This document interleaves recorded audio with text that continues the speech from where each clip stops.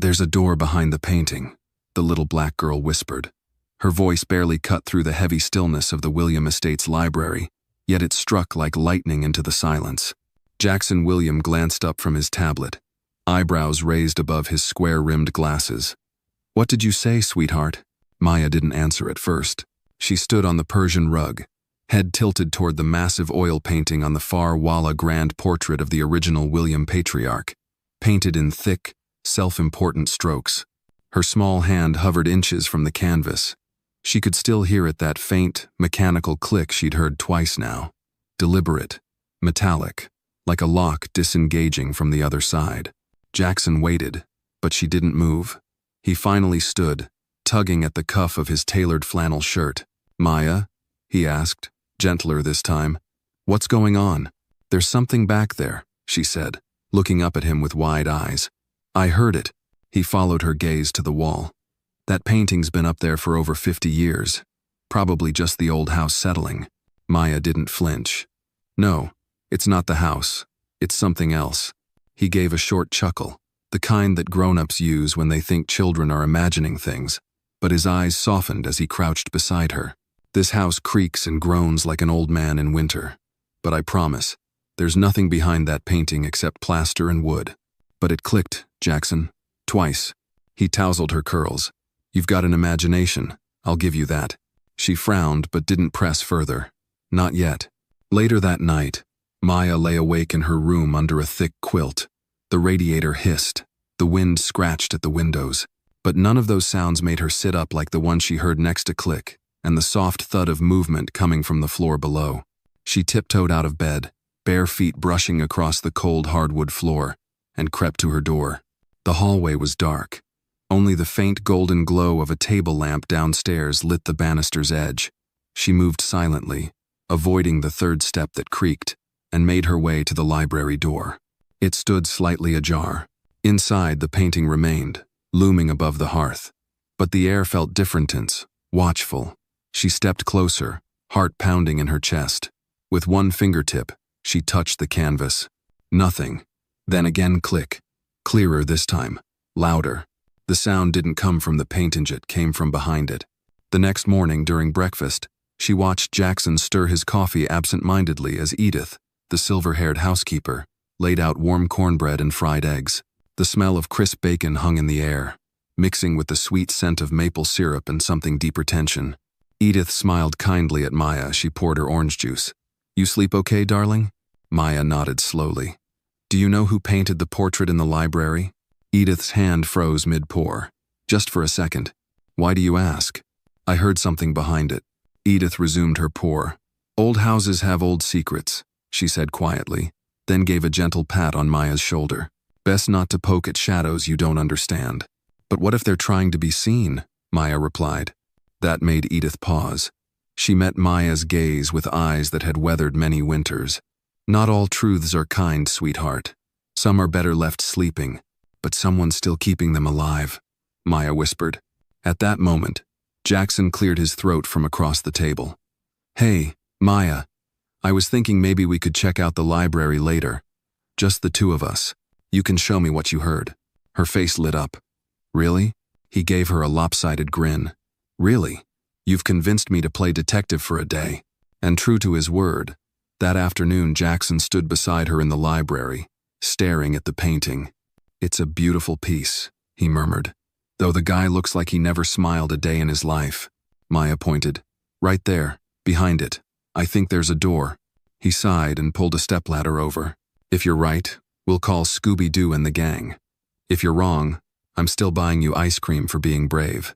She watched him climb, fingers crossed at her side. As Jackson reached the top, he placed both hands on the edge of the gilded frame and froze. "What?" she asked. He pressed gently, then knocked. The sound wasn't solid. It was hollow. Jackson's jaw tightened. "Well, I'll be damned." So, a minute later, with some maneuvering and a soft metallic clack, the painting slid off a hidden rail and leaned forward. Behind it was not just drywall, but a panel of aged oak. In the center, a brass knob tarnished with age. The wood around it showed recent wear. Someone had been using it. Maya looked up at him, heart thudding. "You see?" Jackson didn't speak right away. He stepped back, stunned. This wasn't in the blueprints. I knew it, she said. He glanced down at her, eyes suddenly filled with something she hadn't seen before. Concern. Real concern. I don't know what this is, he murmured, but I don't like surprises. She watched him struggle with the knob. It didn't budge. Locked? He nodded. Edith appeared in the doorway then, holding a feather duster and a tray of tea.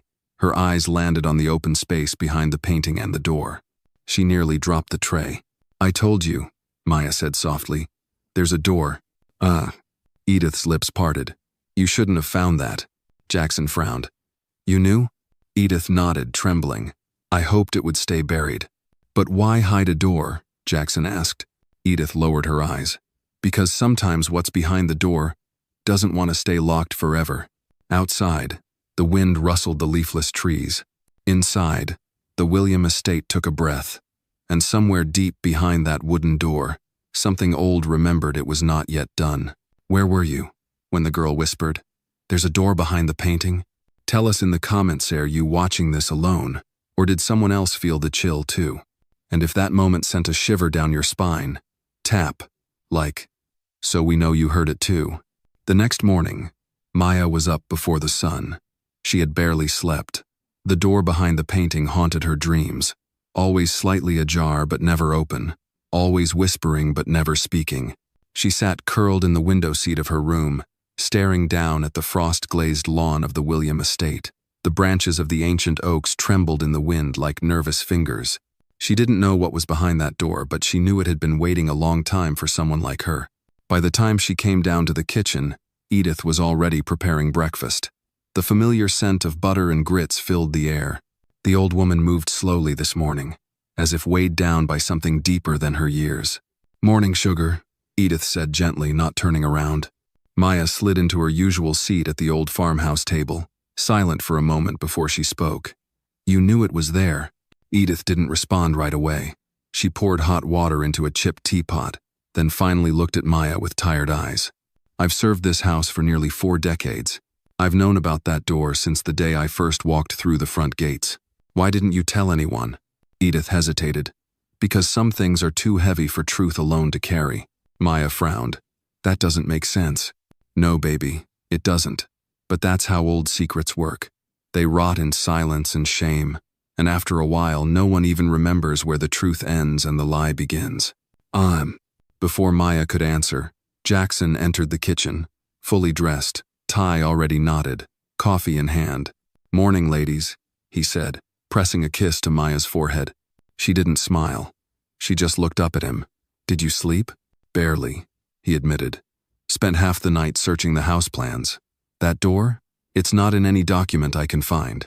Maya glanced at Edith. The older woman didn't meet her eyes. Jackson sat down and sipped his coffee. I've called the contractor who did the last major renovation in 2002. He says he never saw any sign of a door behind that wall. Because it was never meant to be found, Edith said softly. Maya turned to Jackson. We have to open it. He blinked at her. I'm not sure that's a good idea. Why? Are you scared?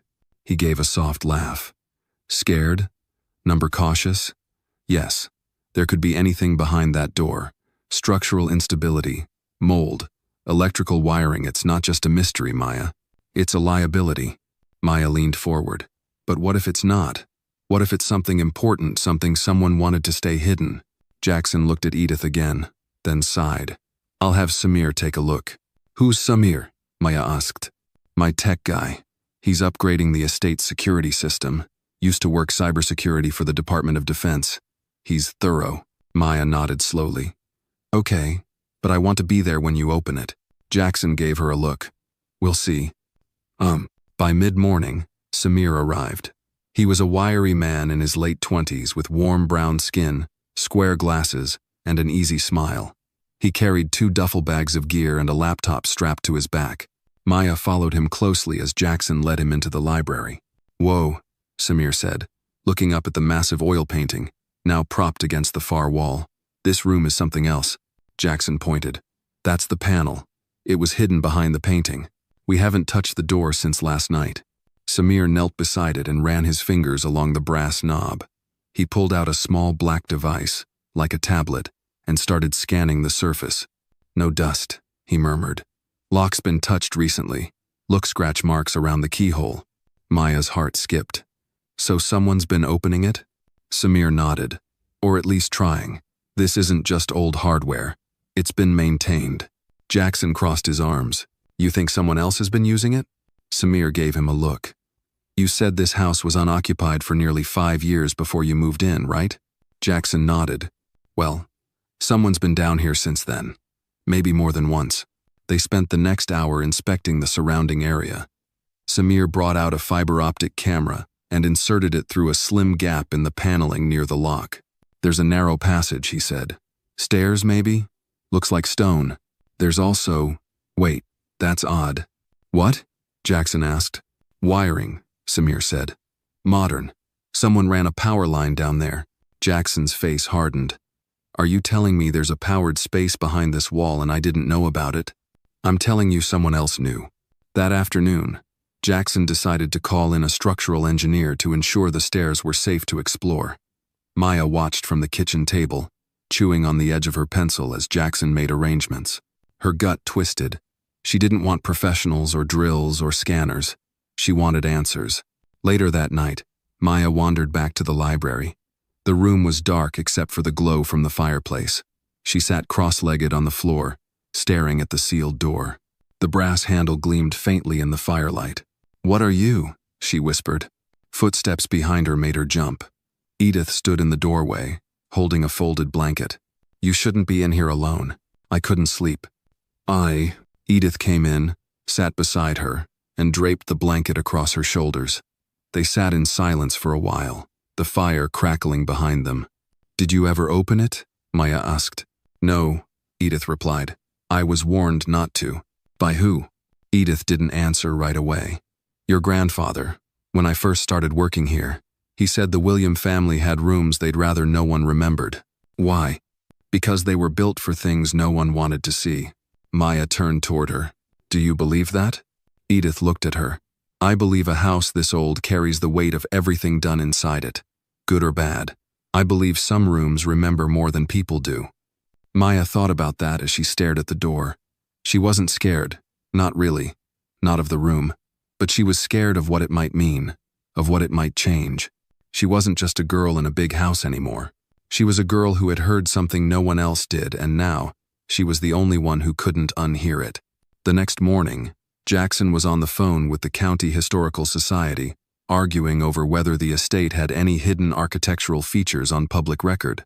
Maya, meanwhile, found herself wandering the East Wing, following an instinct more than a plan. She checked every window latch, every creaking board. Something didn't sit right.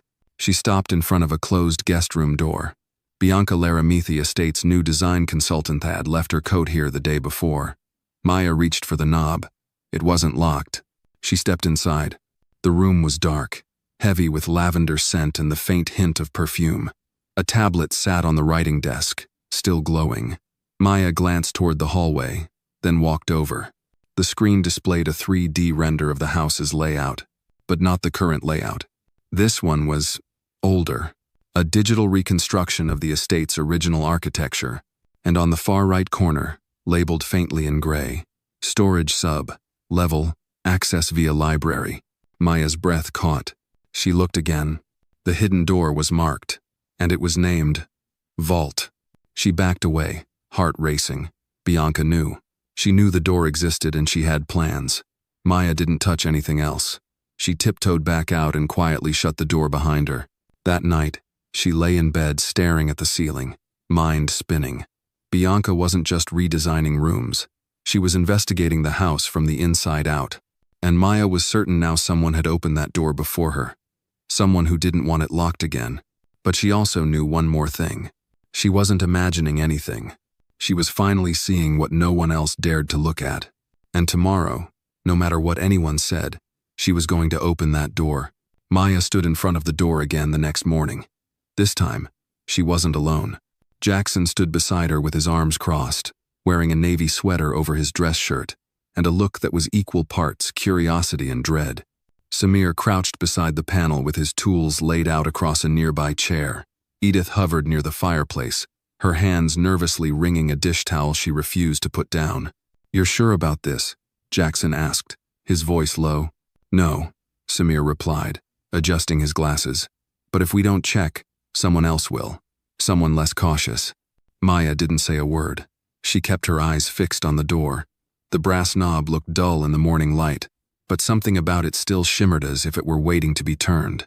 Samir inserted a small key-like device into the lock, turned it gently, then twisted a knob on his handheld scanner. The lock clicked open like a sigh. "There," he said. "No alarms, no booby traps at least none I can detect. But I'd still suggest we don't go rushing in." Jackson exhaled slowly. "Then let's not waste time." They pulled the door open. It creaked on old, oiled hinges that protested but did not break. A cold breath of air escaped the darkness behind it, like something exhaling after a long sleep. Maya stepped forward instinctively. "Wait," Jackson said, placing a hand on her shoulder. "Let me go first." She nodded, and he picked up a powerful flashlight. The beam sliced into the dark, revealing narrow stone steps curving downward. Jackson stepped in cautiously. Maya followed close behind, her fingers grazing the cool stone walls. Samir brought up the rear, scanning with a handheld device that beeped occasionally. They descended 10 steps, 20, 30. At the bottom was a small stone chamber, perhaps 20 feet across. The ceiling arched low, and the air smelled faintly of damp earth and something else, something old and metallic. In the center of the room sat a large wooden chest with iron bands, its lock mechanism intricate and rusting but clearly maintained.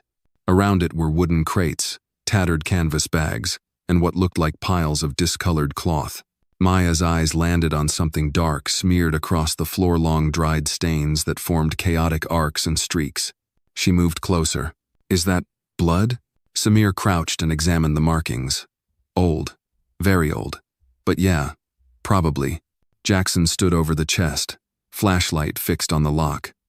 "Look at this. Scratches around the keyhole, and it's warm to the touch. Someone's tampered with this recently." "That's not all," Maya said. She knelt near one of the canvas bags and gently pulled it open. Inside were yellowed papers, some crumbling, others intact letters, ledgers, a crumpled photograph. Jackson took the photograph. It showed a younger version of the William patriarch, standing in front of the estate, arm around another man whose face had been scratched out violently. Edith stepped forward slowly, mouth slightly open. "That's Thomas Maddox," she whispered. "The man who built the East Wing, my great-uncle." Jackson looked up. "You said your family worked here for generations, but you never mentioned this." Edith's eyes filled with tears. "Because we were written out. After Thomas disappeared, the William family told everyone he ran off, but my grandmother never believed it. She said he'd found some truth that cost him everything." Jackson rubbed his forehead. "So what is this room? A burial? A vault?" Samir moved around the space. "More like a forgotten archive. But it's been disturbed. Someone's already gone through these documents." Maya pointed to the chest. "We need to open that." Jackson hesitated. "This could be a crime scene, Maya. A real one." She looked at him, voice steady. "So why are we acting like it's still a secret?" He met her gaze for a long moment, then nodded. Samir examined the chest's lock. "It's old, but it's been cleaned. There's a secondary mechanism here. Could be a trap, or just extra security. Can you open it?" "I can try." It took 20 minutes. Jackson and Maya stood to the side while Samir worked, his brow furrowed, fingers nimble. Finally, with a heavy clunk, the lock gave way.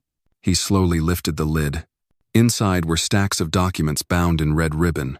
On top was a thick envelope marked Confidential 1923 MAD. There was also something heavier beneath the papers, a small iron box with a seal etched in Latin. Jackson opened the envelope. His face went pale as he read the first page. Maya watched him. "What is it?" He handed it to her. It was a confession, written in a trembling hand. It detailed how Thomas Maddox had discovered financial records showing the William family had manipulated land deeds, stealing the estate from the original Bildershees family. When Thomas confronted the patriarch, there was a struggle. The letter implied that Thomas had fallen, maybe pushed and died. The final lines were the most chilling. "We buried him where the house could forget, but I never did. And I pray one day, Someone will make it right. Maya looked at Jackson. This is your family's secret. He said nothing. Edith stepped forward and took the letter from Maya's hands. She read it slowly, then sat down on an overturned crate. Her voice cracked. I knew it. All these years, my grandmother was right. Samir closed the chest. This isn't just scandalous, it's criminal. We need to take this to the authorities. Jackson nodded. Agreed, but we need to move carefully. The William name carries a lot of weight. If this gets out too fast, someone might try to bury it again, Maya finished. Just then, footsteps echoed from above. They all froze. Jackson turned off the flashlight. Stay quiet. The sound of heels clicked against stone tile. Then a woman's voice, cold and precise. I'm in. The child found it, but she doesn't understand what it's worth yet. I just need the combination. Maya's eyes widened. Bianca, Edith whispered. She's been in and out of this house for weeks. I knew she asked too many questions. Jackson signaled to Samir and Maya. Back upstairs, now. They climbed quickly, silently, Maya's heart pounding in her chest. When they reached the top, Jackson quietly shut the hidden door and repositioned the painting. Just in time. Bianca stepped into the library, phone still pressed to her ear. She stopped when she saw them. Her face froze, then shifted into a smile. Oh, I didn't know anyone was in here. Jackson crossed his arms. Looking for something? She laughed lightly. Just checking light fixtures for the redesign. Maya stepped forward. You lied. Bianca's smile didn't falter, but her eyes narrowed. Excuse me? You told someone you were in, that I found something, that you needed the combination. I heard you. Jackson's voice turned hard. You're bugging the house? Bianca's expression cracked for a split second. I think we're all getting carried away. Samir pulled out his scanner and activated it. Within seconds, it pinged. Found it. Hidden transmitter in your coat. Bianca's mask crumbled. Jackson stepped forward. Leave, now, before I call the sheriff. She straightened, regaining some of her composure. You don't understand what's at stake here. Maya's voice was quiet but sharp. Number, you don't. This isn't just about money. It's about what's right. Bianca stared at her, then turned and walked out without another word. Silence returned. Jackson sat down heavily on the arm of a leather chair. What do we do now? Edith gently rested a hand on his shoulder. We tell the truth. That's what families should have done from the start. Maya stepped forward. Then let's start by calling the police. For the first time since he'd opened the door, Jackson looked relieved. I'll make the call. Maya looked back at the portrait of the William patriarch. His painted eyes still stared ahead, cold and unmoved. But now, it felt like someone was finally looking back. She didn't know what would happen next, but she knew one thing. She had opened the door, and the truth wasn't going back in. The sheriff arrived just after dawn, his cruiser kicking up gravel as it pulled into the wide stone circle of the William estate driveway. The sun had barely crested the distant hills, casting a pale gold glow over the treetops and turning the mansion's old windows into muted mirrors. Jackson met him outside, standing on the porch with a thermos of coffee and eyes that hadn't slept. Sheriff Curtis Hill, a man in his 60s with a silver mustache and the calm demeanor of someone who'd seen too much, stepped out and adjusted his belt. Jackson, he said with a nod. Curtis, Jackson replied. Thanks for coming. The sheriff looked up at the old house. Heard you had a break-in. Something like that. Inside. Maya sat curled up on the library couch, clutching a cup of hot cocoa Edith had made for her. Samir paced quietly near the painting, now slid aside to reveal the still-open secret door. Edith stood by the fireplace, arms crossed, watchful. Curtis stepped into the room, removed his hat, and looked at the scene. His eyes lingered on Maya, then shifted to the door in the wall. Can someone explain what I'm looking at? Jackson motioned to the stairway. It leads to a hidden room under the estate. We found it 2 days ago, after Maya heard a mechanical noise. There's a locked chest, documents, and what appears to be a confession from my great-grandfather.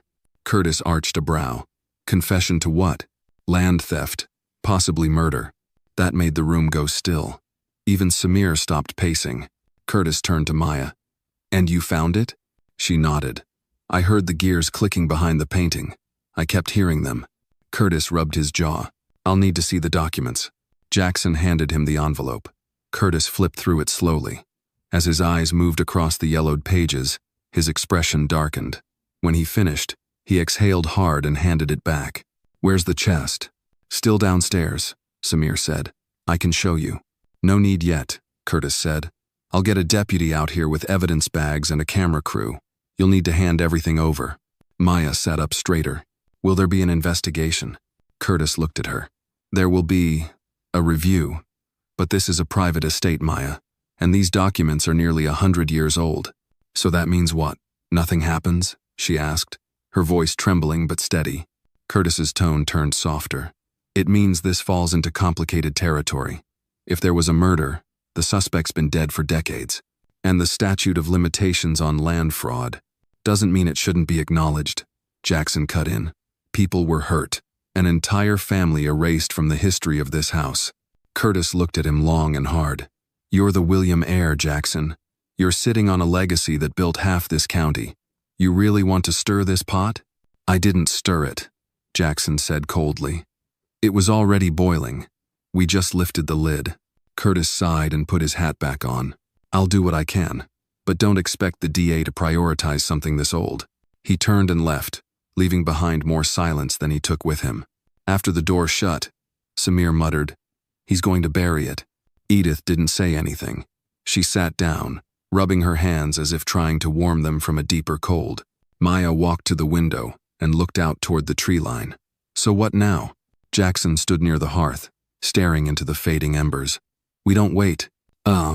You're not going to let the police handle it?" "They won't. Not fully. Not here." Maya turned. "Then we do it ourselves? We tell the story. All of it." That night, Jackson invited a small group of trusted people to the estate: a local historian, a retired reporter from the Marion Gazette, and a community elder from the old black church near the edge of town. They gathered in the parlor, sipping coffee and listening as Jackson, Maya, and Edith laid out everything step by step. At first, the room felt cautious, tense, but as the letters were passed around and the name Maddox was spoken aloud, something shifted. The elder, Mrs. Lottie Brooks, held the photograph of Thomas Maddox with trembling fingers. "My father told me stories about a man who vanished after building part of this house. Said he was cheated and then disappeared. Folks always wondered." The retired reporter, Richard Keller, examined the confession. This is a story that matters, but it'll be hard to publish without official backing. That's why we need the community," Maya said. "People like you. People who remember. People who care." Lottie leaned forward.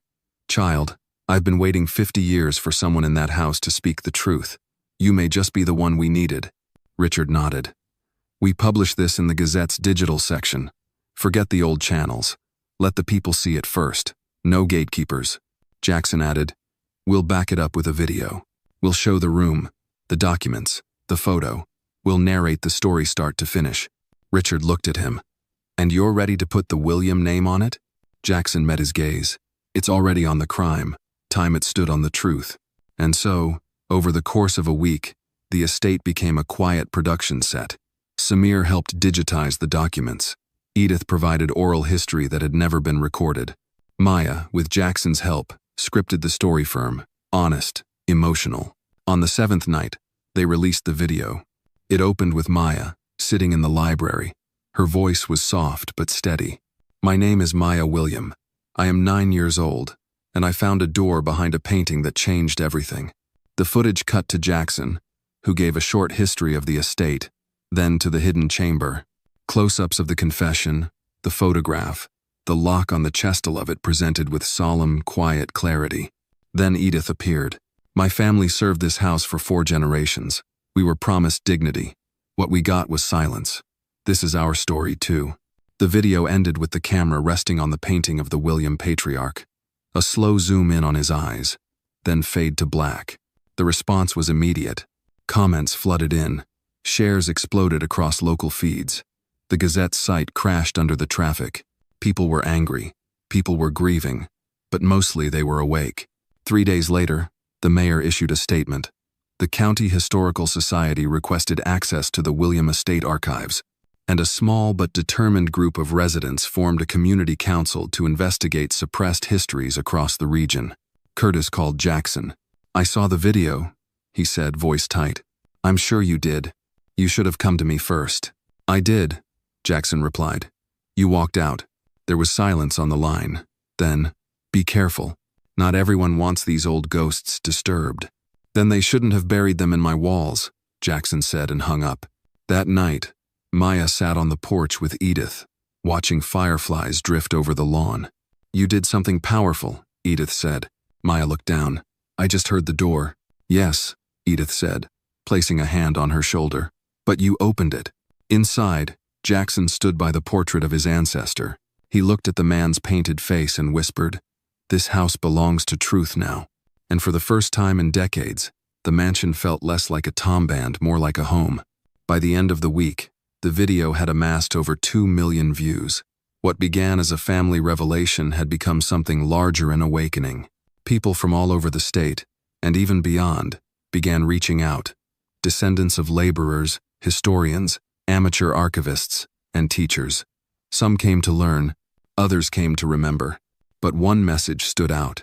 It arrived in a cream-colored envelope, hand-delivered to the gate by a man in a faded army jacket. The handwriting on the front was elegant, precise. To Maya William and Jackson William, regarding Thomas Maddox. Maya held the letter in both hands, then looked up at Jackson. "Do you think it's from his family?" Jackson took the envelope gently. "Only one way to find out." Inside was a folded piece of parchment paper. The message was short, written in fountain pen ink. "My name is Clara Maddox. I am the granddaughter of Thomas Maddox. I have watched the video. I have something to return to the William estate, something that was never yours to begin with. I will arrive Friday at noon. C.M." They read it again, and again, until the air felt heavier. Edith sat down on the edge of the couch, her lips pressing into a line. "I never thought I'd live to see that name come back through the front door." Samir looked at Jackson. "Are you ready for this?" Jackson exhaled. "I don't know, but it's not about being ready. It's about being honest." Friday came fast. The day was bright, the kind of crisp morning only September could bring. Clear skies, golden light threading through the pines that lined the long driveway. Jackson wore a simple button-down shirt and slacks. Maya insisted on a navy dress and her Sunday shoes. Edith polished the brass doorknobs herself, muttering, "If we're receiving history, we might as well greet it with grace." At exactly noon, an old green Buick rolled up the gravel. A woman stepped out. She was tall, black, in her early 70s, with snow-white hair pulled back into a bun. Her dress was plum-colored, and she wore a gold brooch in the shape of an oak tree. There was no hesitation in her step as she approached the porch. Jackson opened the door himself. "Mrs. Maddox?" "Clara," she said, offering her hand. "Let's not pretend our families are strangers." He shook her hand. "Then, welcome back." Inside, the air was thick with anticipation. Maya stood quietly by the parlor arch, her fingers twisted together. Clara noticed her first. "You must be the one who heard the gears." Maya nodded. "Yes, Mom." Clara stepped closer and knelt slightly. "Thomas Maddox was my grandfather. He was a builder, a father, and a man of faith. But more than that, he was a man of honor. What you uncovered, you brought his name back. You gave him voice again." Maya's eyes brimmed with emotion. Clara stood tall and looked at Jackson. "May I?" He led her into the library. She paused before the painting of William the Elder, whose stern expression stared out like judgment carved in oil. Then her gaze slid to the hidden door. "I knew something was in this house," she said quietly. "My father used to say, 'Our truths buried under their stone.' He wasn't wrong." They descended into the hidden room together. Jackson lit the lanterns along the wall. The chest sat exactly where they left, it locked and unmoved. Clara walked to it and placed a small wooden box on top. "This," she said, opening it, "belonged to Thomas. It was returned to our family by a man who once worked for the estate. He didn't speak much, but he said Thomas had written things, down notes, records, sketches. He thought they might one day be important." Inside were neatly stacked journals. Jackson picked one up and turned the pages carefully. Hand-drawn diagrams of the estate, notes on supply orders, personal entries short, direct, powerful. "The house expands again. Mr. William insists on marble from Charleston. I said it would delay the work. He told me delays were a luxury for white men. Esther is worried. Says Mr. William watches me too close. I try not to stay after sundown. I saw something in the study. A gun, laid out beside a ledger. I think he knows I know. Jackson's hands trembled slightly. This changes everything. Clara nodded. It makes it real. And now it's yours to carry. Back upstairs, the group sat around the long dining table. Sunlight filtered through the tall windows, and time seemed to slow. Edith poured sweet tea. Maya passed Clara a plate of lemon squares, and for a moment, it felt less like reckoning and more like communion. Clara spoke first. I don't want revenge. I don't want money. I want my grandfather's name placed where it always should have been, in the foundation of this house. Jackson nodded. We'll do it properly. A plaque, a public recognition, and something permanent, a scholarship in his name for students from this county who want to study architecture. Clara smiled, a tired kind of smile, but full of dignity. Then let this house begin again. That night, Jackson stood alone in the library. He stared at the spot where the portrait once hung. It had been taken down and stored away. In its place now was a blank wall waiting. He picked up one of Thomas's journals, turned to the last page, and read, "They may take the house, but if the truth ever finds light, maybe, just maybe, they'll hear me." He closed the journal and whispered, "We hear you." Then he walked to Maya's room. She was curled up reading, her lamp casting a warm circle over the bed. "You awake?" he asked softly. She looked up. "Yeah. I wanted to say thank you." "For what?" "For hearing the sound behind the painting. For not ignoring it." Maya shrugged. "It wouldn't stop. Sometimes the truth doesn't," he said, sitting on the edge of her bed. "Sometimes it just waits for someone brave enough to listen." She leaned against him, her voice sleepy. "Does that make me brave?" He kissed her forehead. "It makes you part of something bigger." Outside, the estate was quiet, but in the town below, Clara Maddox's name had started to spread, and for the first time in generations, the William house was no longer a place of secrets but of voices, of history, of justice whispering through old walls, waiting to be answered. 3 weeks passed, and the house changed. The hidden chamber beneath the portrait had been catalogued by historians from the State University. With Jackson's permission, several preservationists came in, quiet people with soft hands and sharper eyes, documenting every nail, every torn ledger, every faded journal from Thomas Maddox's box. Nothing left that room unless it was digitally scanned and logged. Jackson was firm on that. "No more stolen names," he told them. "Not from this house." But while the scholars came and went, something else stirred inside the estate, something heavier than wood and stone. It started with the walls. Maya was the first to hear it again. Late one night, as a storm rolled in from the west and thunder grumbled low across the horizon, she stood in the second-floor hallway, barefoot in her pajamas. The rest of the house slept, but she couldn't. Not with that sound, that faint, mechanical click, click, click coming again. This time, not from behind the portrait, but from the opposite end of the corridor, behind the linen closet. She stood there, listening. She held her breath. 3 seconds. 4. Then click. "Maya?" It was Jackson's voice, groggy from sleep. She turned. "I heard it again." He rubbed his eyes and stepped beside her. "Are you sure?" She nodded. "It's not the same wall, though. This one." She pointed to the closet. Jackson looked at the old white door, its brass knob dull from time. He opened it slowly. Just towels, shelves, nothing more. Maya frowned. "No, it's behind that, just like the last time." Jackson ran his palm along the back panel of the closet. It was solid, but he felt an unevenness, a slight seam where there shouldn't be one. He glanced at her, his heartbeat rising. "Get me the flashlight." Minutes later, Edith and Samir were both awake, crowding into the narrow hallway. Jackson had pried away the top panel of the closet wall. What lay behind it wasn't a passage. It was a compartment. Inside, a rusted tin box, sealed with a small leather strap. Edith gasped. "Good God, that's from the war era." They carried the box downstairs to the dining table. Jackson peeled it open carefully, like it might bite.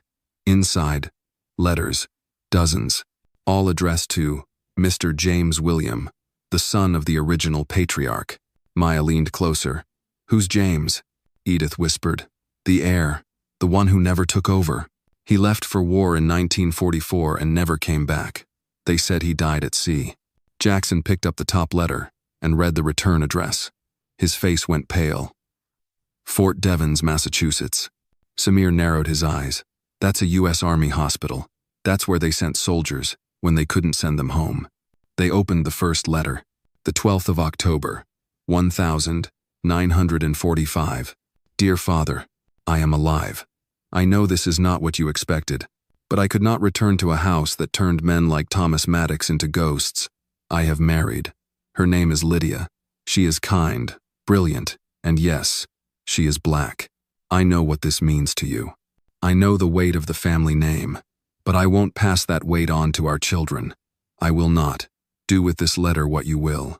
But I have found peace outside these walls." Jackson looked at Maya. She blinked in disbelief. He married a black woman and left everything behind? Edith clutched the letter. That would explain why no one ever mentioned him after the war. He was erased. More letters followed, each one a plea, a protest, a confession. James wrote of his guilt over what had been done to Thomas, of the estate's silence, of his desire to rebuild something different, away from William bloodlines. And then the last letter, the 2nd of January, 1950. "My children will never walk the halls of your house, Father, but they may pass by it one day. And if they do, I hope someone inside has the courage to speak truth without shame. My legacy is not in your name, it's in the lives I've tried to heal." Jackson dropped the letter and stood in silence. His lips parted, but no words came. Maya spoke first. "What if there's more family out there?" Samir nodded slowly. "If James had children, they could still be alive, living under a different name. Maybe they never even knew the truth." Edith's eyes were wide. "This estate, it's a cathedral of secrets." The next morning, Jackson made a call to a private genealogy firm.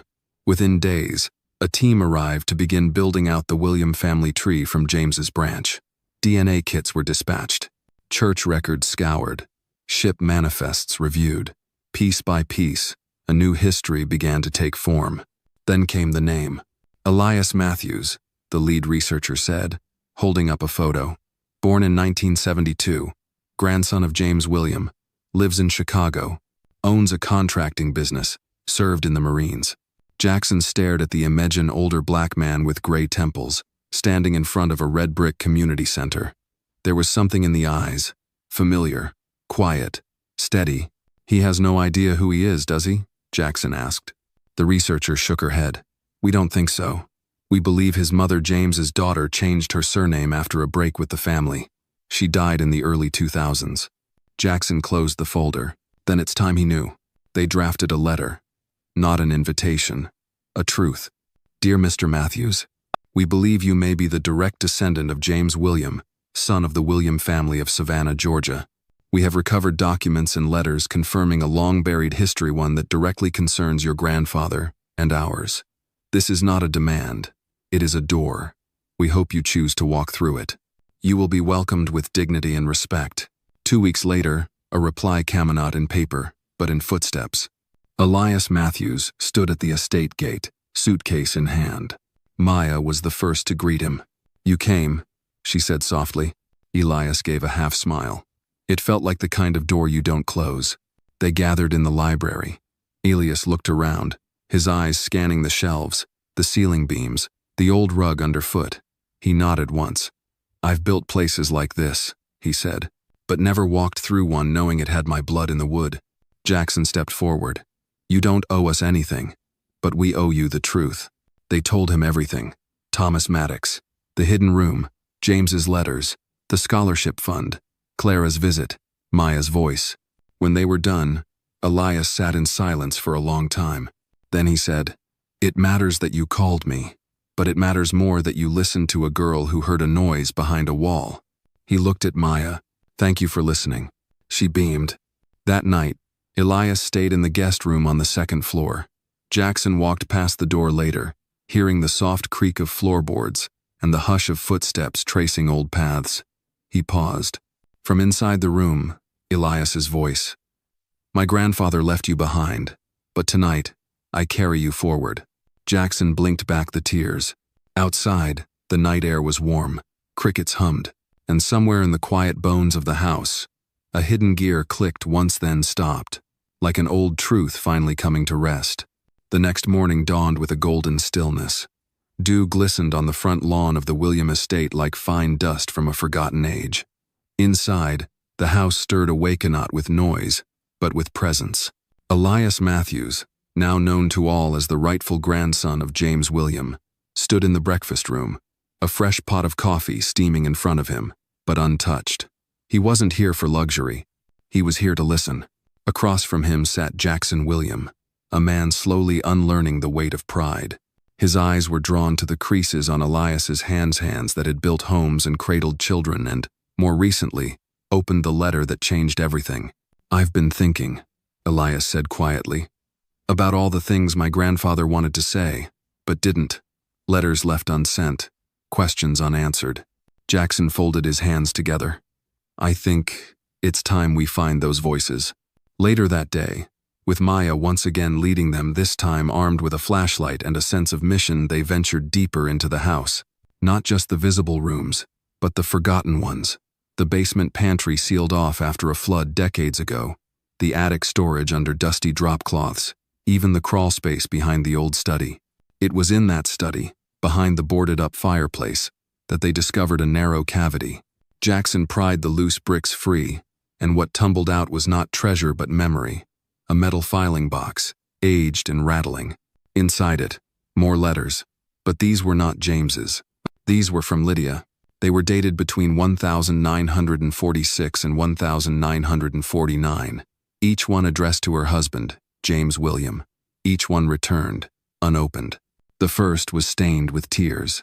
The 17th of January, 1946. "My love, I don't know if you are receiving these, but I have to believe you are alive somewhere, thinking of me, as I think of you every second. Our daughter, Ella, has your eyes, wide and calm, like the sea.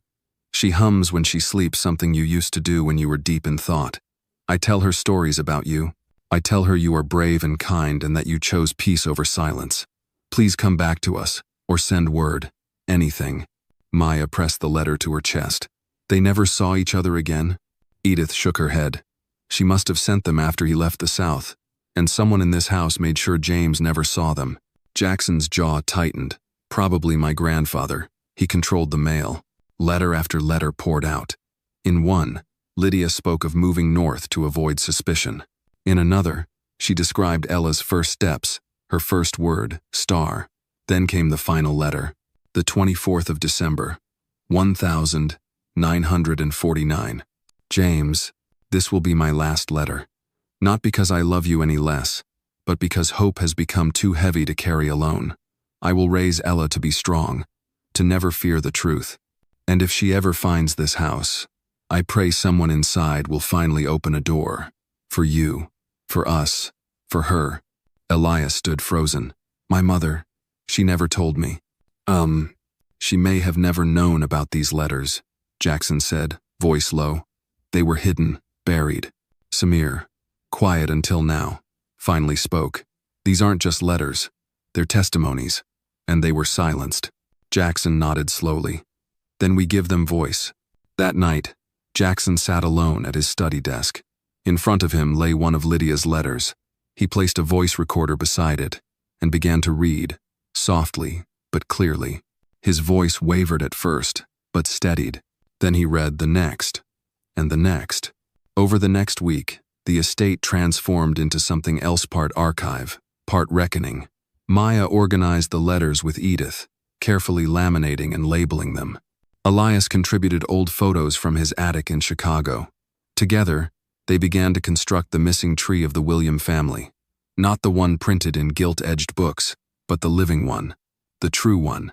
And when the local newspaper caught wind of the story, everything changed. The article ran under the headline, "Forgotten Bloodlines.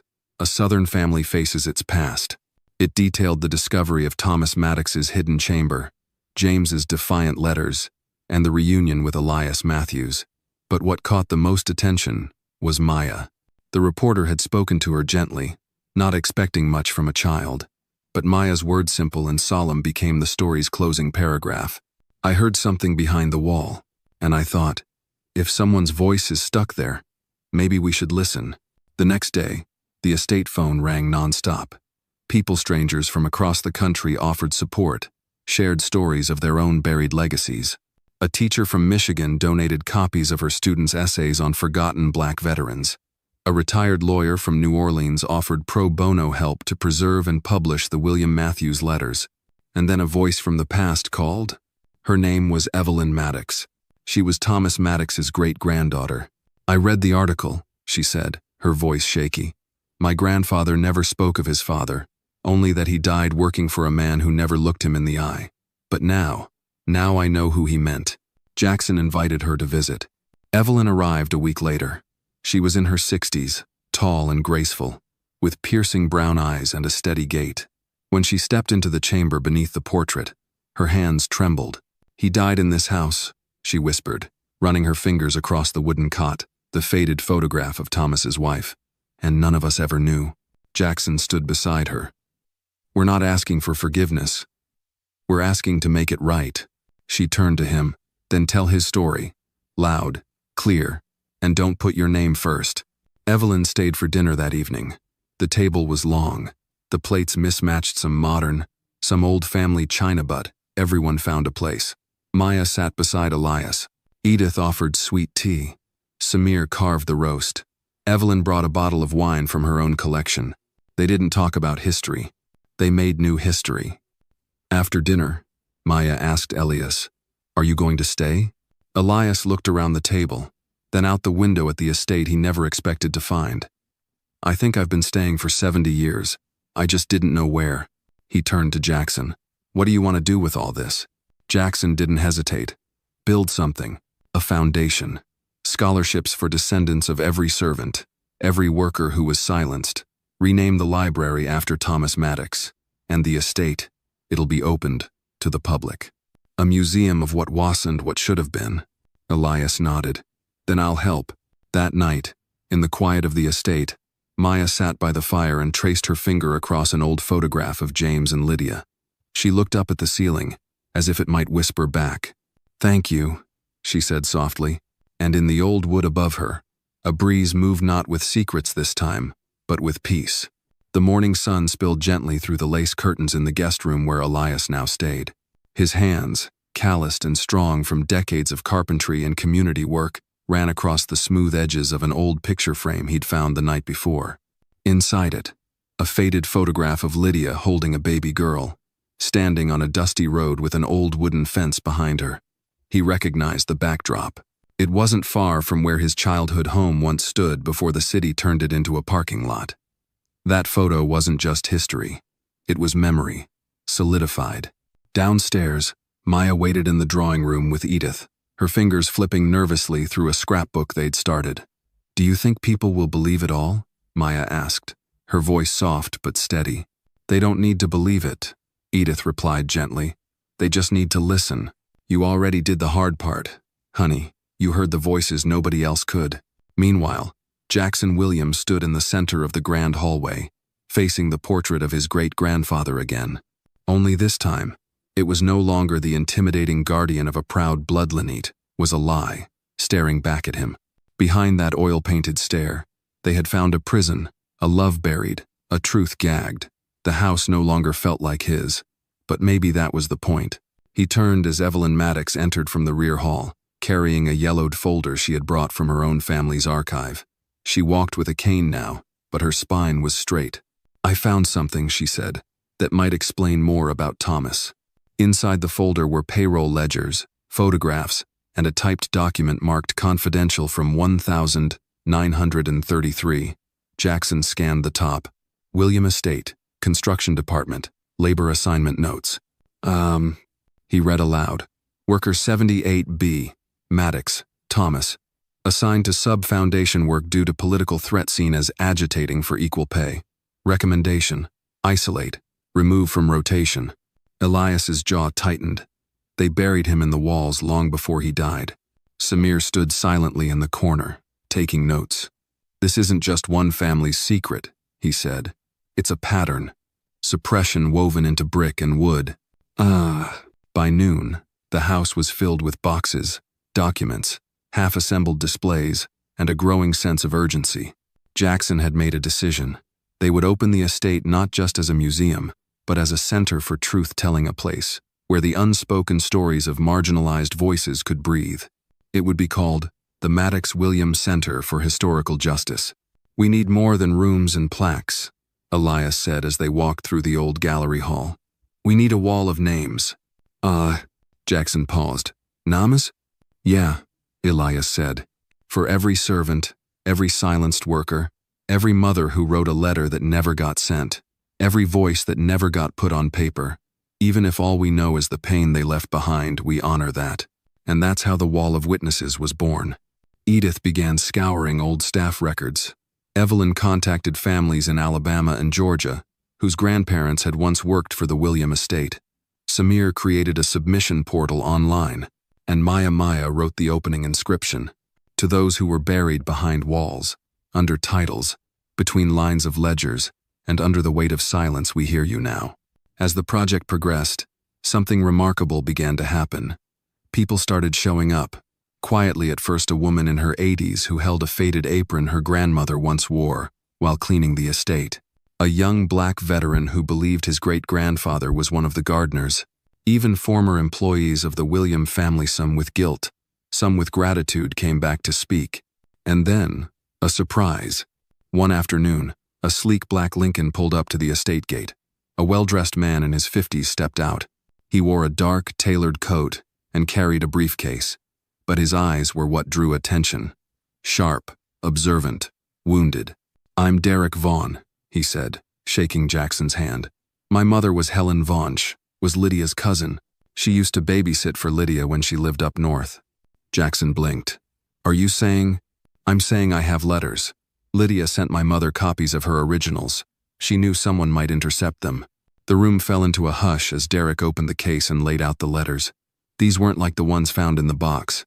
These were raw, angry, defiant. "They say silence is protection, but it's a cage. I won't raise Ella in a cage. I'll teach her to shout. James, if you still believe in the William name, you must burn it and start again. Names mean nothing without honor." These weren't just the words of a grieving woman. They were the cries of a prophetess. Later that night, Jackson sat by the fireplace again, Elias beside him. They were both exhausted, overwhelmed, but deeply alive. "I thought my family had it all figured out," Jackson murmured. "Turns out, we were just the last ones to admit we were lost." Elias chuckled dryly. "That's the start of every real journey, brother."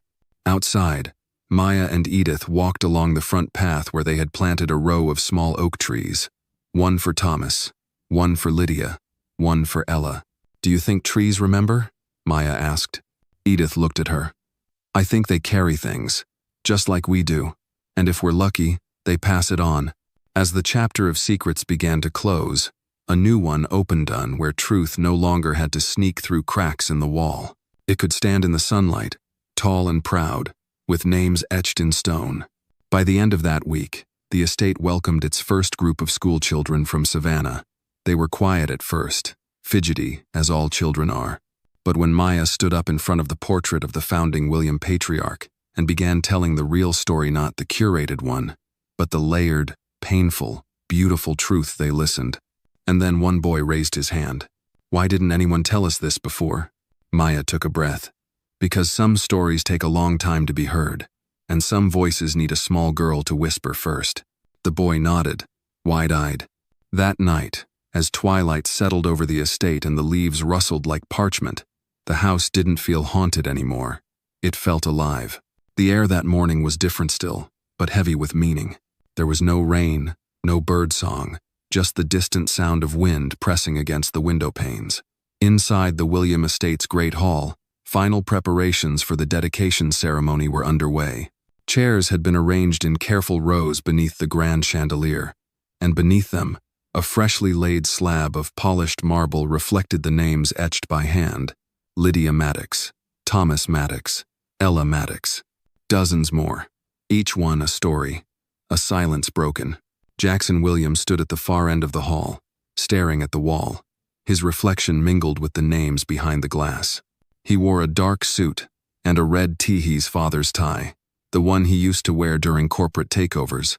But today was no conquest. Today was a surrender, of ego, of legacy, of lies. Elias walked in from the side door, his hands stained from the soil out back. He had just planted the last of the memory oaks, and the dirt still clung to his fingernails. "You ready?" he asked quietly. Jackson didn't turn. "Number. But it's not about me being ready. It's about it being time." Elias nodded. "Then let's give them the time they were never granted." Outside, people were gathering.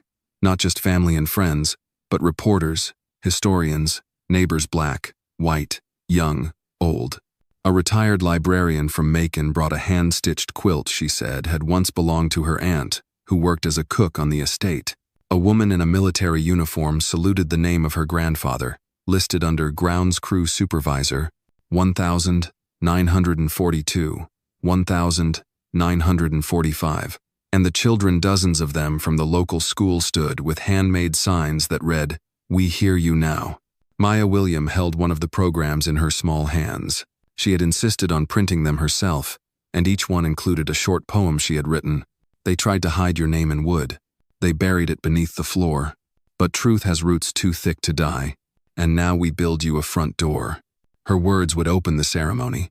When the clock struck 11, Edith stepped up to the podium. Dressed in a deep blue suit with a pearl brooch pinned to her lapel, she looked every bit the guardian of truth she had become. Her voice was strong. "We gather not to rewrite history, but to reread it properly. For too long, the story of this land has been told from a single chair at a long table. Today, we set that table again, and every voice has a seat." The crowd hushed. Then Maya walked up. The microphone came nearly to her forehead. She didn't need it. Her voice was clear. "My name is Maya William. I live here now, but someone else used to live here too. Her name was Lydia. She was my great-aunt. She loved a man who was kind. He worked hard. His name was Thomas. And they had a little girl named Ella, like me. No one talked about them until we listened to the walls." She turned and pointed to the great oil painting behind her.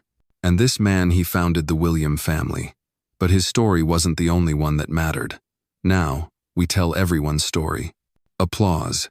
Not the kind that burst loudly, but the kind that built slowly, rising like morning light. After the speeches, Jackson took the podium. His hands trembled slightly, not from fear but from the gravity of what had brought him here. "I was born into wealth, privilege, and a story that always made me the hero. But I wasn't. I was just the last character added to a book written in invisible ink. Today, that ink becomes visible." He paused, lifting a weathered leather notebook. "This was my grandfather's. In it I found records of names, decisions, punishments, all done in the name of order. But now, I offer it as evidence that the past is not buried. It's just waiting."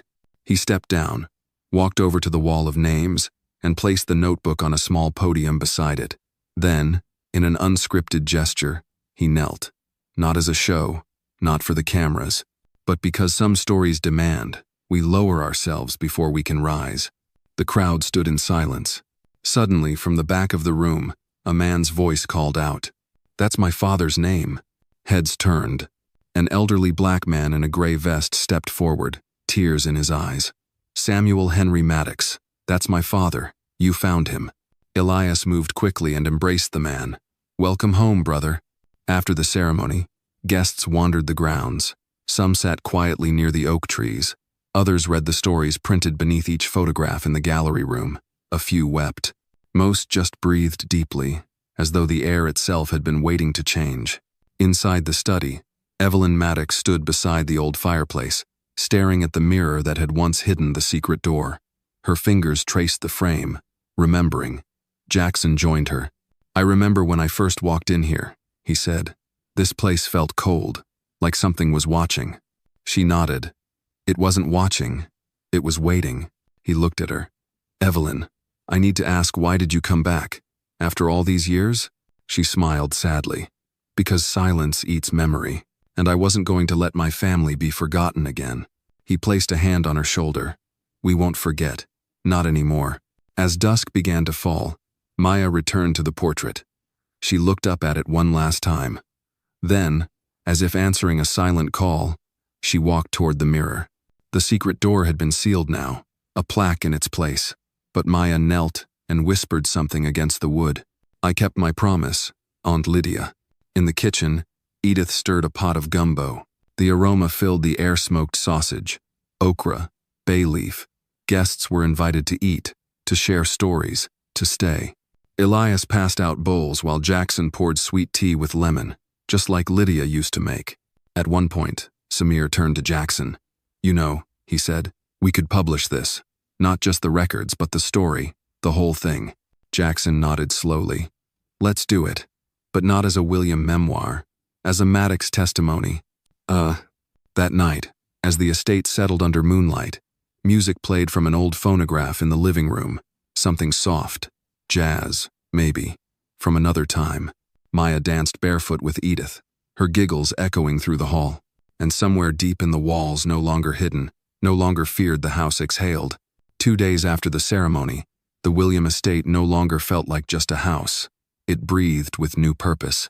The gallery halls now had visitors nearly every hour: locals, teachers, Vietnam veterans, even tourists from Savannah and Atlanta who had read about it in the Tribune.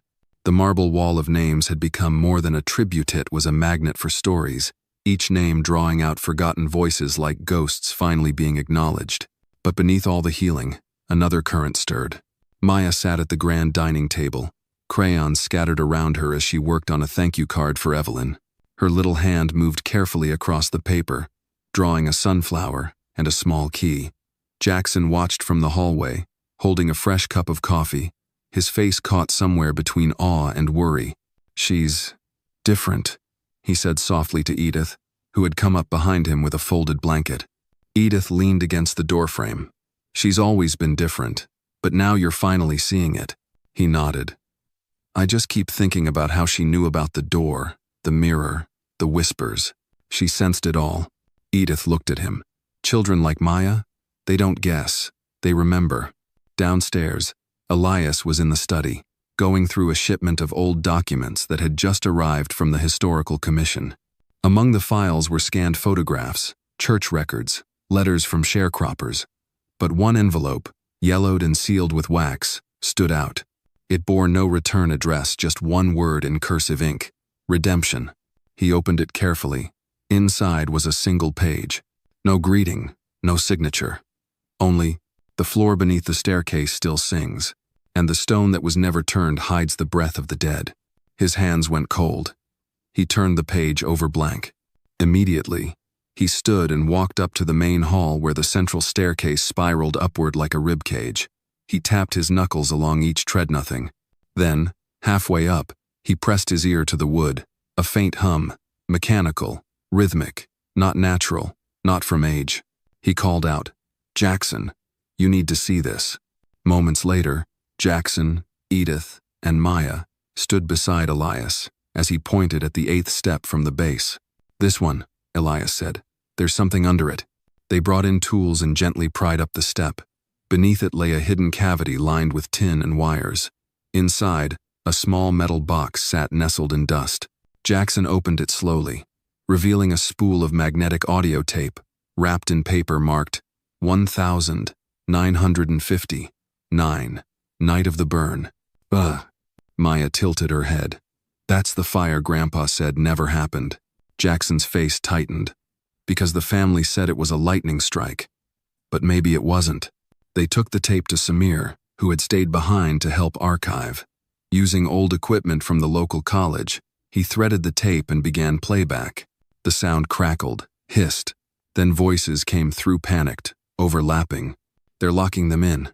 Tell Mr. William we can't stop it, not now. Get the ledger, burn it first. She's in the pantry. They don't know Lydia's still inside." The room went silent. Samir paused the tape. "My God," he whispered. "They tried to erase it literally." Edith sat down slowly. "That fire, it wasn't an accident. It was a cover-up." Jackson buried his face in his hands. "Lydia, they locked her in." Maya's small voice cut through the grief. "But she got out. Somehow." Edith turned to her. "Why do you think that?" Maya hesitated, then said, "Because she hid the journal. She whispered to me about it. She said the truth always finds air." In the following days, the estate became the focus of renewed media attention. The discovery of the audio tape was explosive. The Tribune ran the headline, "William family fire was arson, not accident tapes reveal cover-up." National reporters followed. For some, it was just another scandal. For others, it was validation of long-whispered suspicions. A few members of the extended William family protested. One cousin accused Jackson of desecrating legacy. Another sent legal threats. But Jackson stood firm. He appeared on national radio, his voice steady and clear. "Our legacy doesn't begin with lies. It begins with truth. And if that truth is painful, then so be it. We are not here to preserve comfort.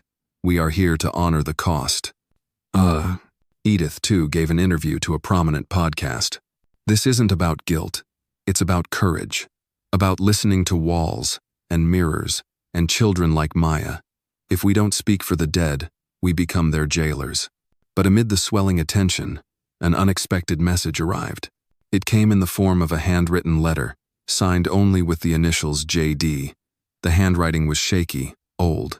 The letter read, "There was another door beneath the south cellar. Lydia knew about it. So did my brother. But we were afraid. Afraid the truth would turn to ash. If you're reading this, perhaps now it can live." They followed the instructions in the letter, descending into the cellar, a place long sealed. Behind an old wine rack, Elias found a false wall. When he removed it, they uncovered a stone tunnel, narrow and damp, leading into the earth. At the end of the tunnel, a wooden crate sat wrapped in oilcloth. Inside were objects untouched by time photographs, letters, a porcelain doll with a broken hand, and a final ledger. This one, unlike the others, was in Lydia's handwriting. She had chronicled everything: names of workers hidden, money diverted to help them escape, threats from within the family, even the night of the fire. The final entry read, "If you're reading this, it means I failed to escape, or perhaps I succeeded in a way they never understood. I wasn't trying to survive. I was trying to be heard." They brought the ledger upstairs, placing it beside the wall of names. A new plaque was added. Lydia Maddox, keeper of memory. 1,921. 1,959. At that moment, Maya walked up to the wall and placed her drawings on flower and key beneath the new plaque. Then she looked at Jackson. "Will you tell the story?" she asked. He nodded. Every word. As the family gathered for dinner that night, no one talked of money, or stocks, or company shares. They talked of Lydia, of Thomas, of Ella, of the bravery it takes to be small and still change the world. Later, as Jackson stood at the window of his office, he saw Edith walking in the garden, Maya skipping beside her. He took out a pen and wrote something in his notebook. The house was never haunted. It was holding its breath. And now, finally, it can exhale. He closed the notebook, turned off the light, and whispered, "Thank you, Lydia." The wind outside rustled through the oaks, and somewhere beneath the floorboards, the echoes of silence gave way to peace. The days after the tunnel's discovery unfolded like soft, steady waves, nothing dramatic, but quietly transformative. Jackson found himself waking earlier each morning, as though his soul was finally tuned to something deeper than stock reports or board meetings. The mansion, once filled with silence that weighed heavy, now carried a sense of vigilant peace, like the house had shifted from holding secrets to watching over those who listened. Maya had started spending more time in the garden, not playing, not even drawing, but listening. She would sit on the old stone bench near the magnolia tree and close her eyes. Sometimes she spoke, sometimes she didn't. Edith kept a close watch, but she never interrupted. "Why that spot?" Jackson asked her one morning, his coffee steaming in his hand. "She says it's the quietest place in the world," Edith replied. "And that's where Lydia's whispers come the loudest." Jackson looked over at Maya, seated cross-legged under the canopy of flowering white. Her lips moved silently. A part of him feared this wasn't over, that perhaps what they'd uncovered was just one layer, one chamber of a much larger vault. That feeling deepened when Elias approached him that evening with a stack of old blueprints. "I've been going through the original estate schematics, and Jackson, there's something strange. These older blueprints show a sub-basement, but it doesn't appear in any of the renovation documents after 1986. Jackson leaned over the maps. You think there's another hidden room? Elias tapped the plans. I think there's something even deeper than the cellar, maybe another level they intentionally buried. That night, as a summer storm rolled in from the coast, Jackson, Elias, and Samir made their way back to the cellar. Flashlights in hand, they examined the stone walls, tracing their fingers along the cold dampness until Samir paused. There, he whispered. That panel, it's made of different stone. Together, they removed the panel, revealing a narrow stone stairwell spiraling further down. The air grew colder with each step, and the scent shifted older, heavier, untouched.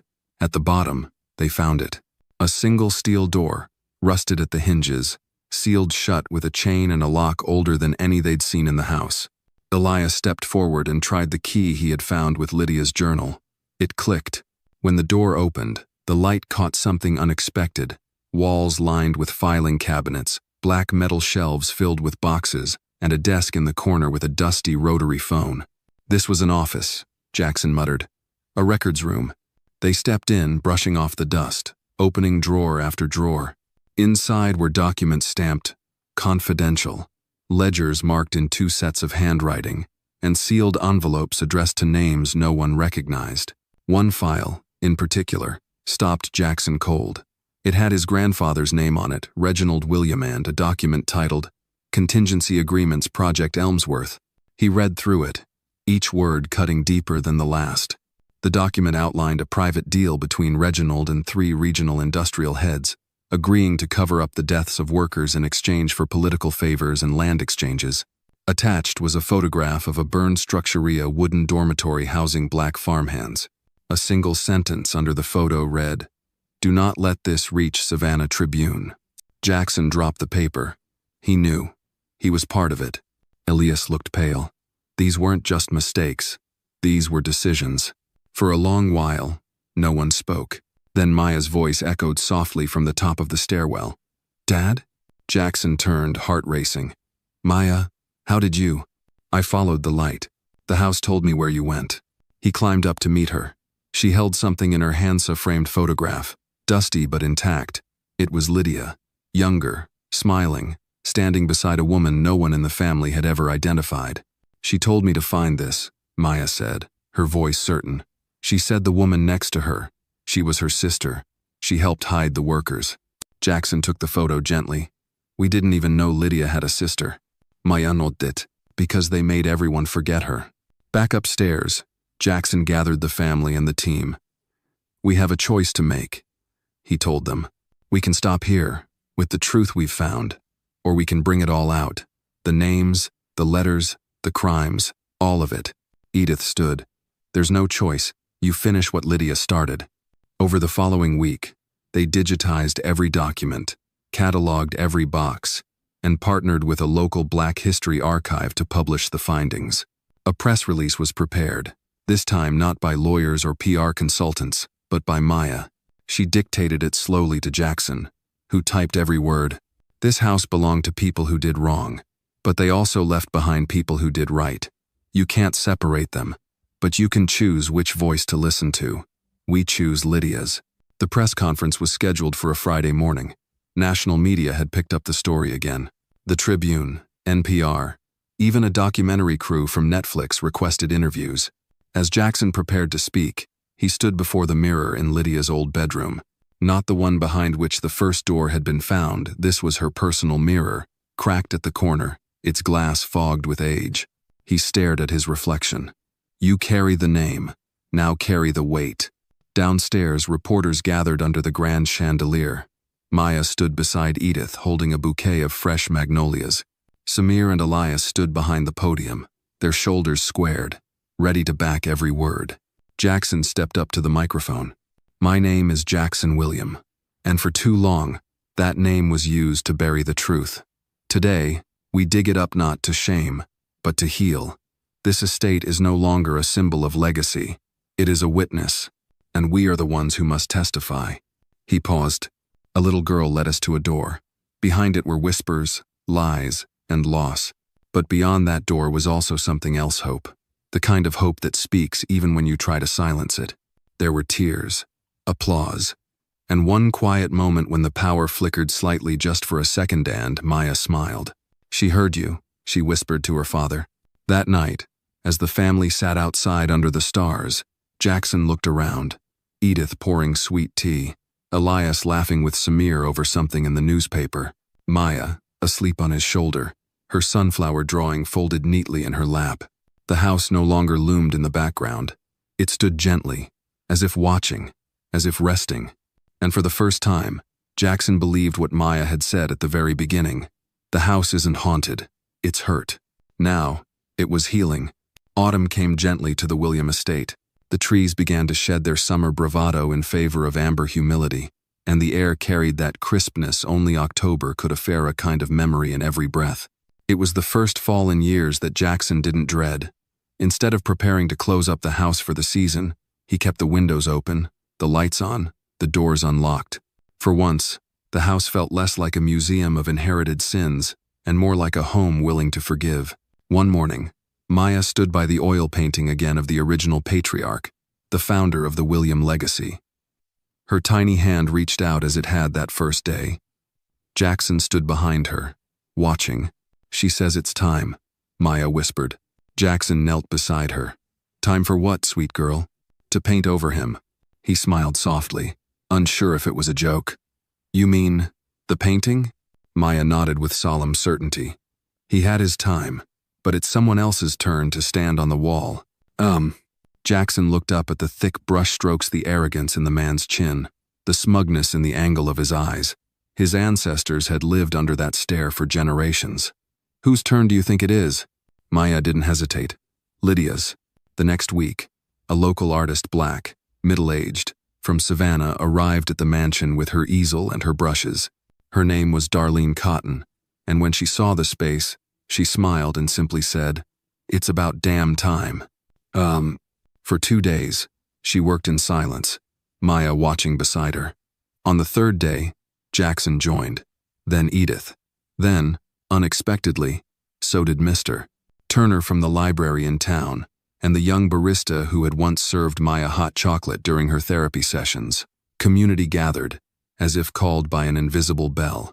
By the end of the week, Lydia's portrait drawn from a single photo and many whispered descriptions was complete. She stood straight, eyes calm, wearing the faintest smile. Behind her, the outline of a sunflower field, and in the bottom right corner, at Darlene's suggestion, were 3 names: Lydia, Maya, Jackson. That night, a private ceremony was held in the Great Hall. The lights dimmed. Music played Lydia's favorite gospel hymn, rediscovered in one of her cassette tapes. And as the song rose, Maya turned to her father and asked, "Can I say something?" He nodded. Maya stepped up, small but steady. "I used to be scared of this house," she began. "I thought it was too big, too old, too loud in the wrong ways. But now I know, it was just waiting to be listened to." She looked at Lydia's portrait. "She waited a long time for someone to open that door. And we did. Not just me. All of us." Her voice cracked, but she didn't stop. "Now it's our job to keep listening. To every whisper, every truth, even the ones that hurt." There was silence. Not empty, but full. And then the applause came. Soft at first, then swelling. It wasn't for the speech. It was for the change. For the courage to let a little girl lead. For a house that had finally told its whole story. In the weeks that followed, the William estate was transformed. The basement archives were converted into a small museum, open to the public every Saturday. School groups visited. Survivors came forward. Historians wrote essays. A podcast series launched titled The Door Behind the Mirror, hosted by a voice actor narrating Lydia's journal. Jackson worked closely with community leaders to set up a scholarship fund in Lydia's name for young girls of color interested in history, storytelling, or community advocacy. Maya helped design the brochure, drawing tiny sunflowers in the corner of every page. One afternoon, as they walked along the river path behind the house, Maya looked up at her father. "You know," she said, "I don't hear her anymore." Jackson paused. "Lydia?" Maya nodded. "She's quiet now." He looked across the slow-moving water. "Maybe she finally feels heard." "Maybe," Maya said. Or maybe she knows we've got it from here. Later that evening, as the sun dipped low behind the hills and the last light filtered through Lydia's stained glass window in the library, Jackson sat with Edith on the porch. You ever think we'd get here?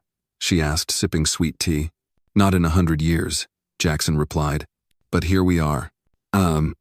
He nodded, gaze fixed on the road where the mailbox stood. The same road where secrets had been buried, and now truth was blooming. Do you think the house is proud? He asked softly. Edith smiled. The house? She tilted her head toward the walls. Oh, honey, the house has always known. We're the ones who had to catch up. As night fell, Maya curled up on the couch, her sketchpad open on her lap. She was drawing again, a new door this time. One she hadn't seen before. One that didn't yet exist. Jackson leaned over her shoulder. Where does that one go? She shrugged. Don't know yet, but maybe one day, someone else will open it. He kissed her hair and whispered, Then let's make sure they're not afraid. The wind stirred the curtains. Somewhere in the walls, a beam creaked, not in warning, but like an old voice clearing its throat after a long rest. And in that sound, in that house, in that moment, there was no more fear. Only legacy, and the quiet, powerful echo of justice finally coming home.